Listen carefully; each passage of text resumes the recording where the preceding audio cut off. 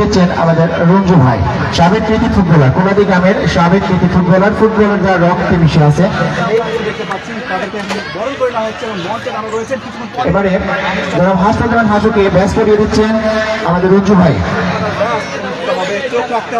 এই পর্যায়ে জনাব মোহাম্মদ সাইদুল ইসলাম সাফওয়ান, সাবেক ইকু সদস্য এবং কোনাদি গ্রামের সাবেক কৃতি ফুটবলারকে ব্যাস করিয়ে দিচ্ছেন জনাব ওসমান গনি খান।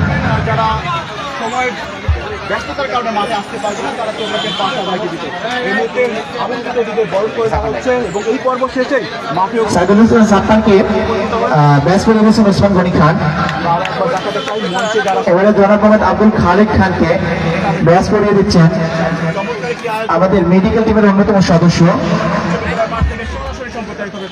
ফরিদ আহমেদ বাদশা। এবারে জনাব মোহাম্মদ আব্দুল খালেক খান, সাবেক ইপি সদস্য বিশিষ্ট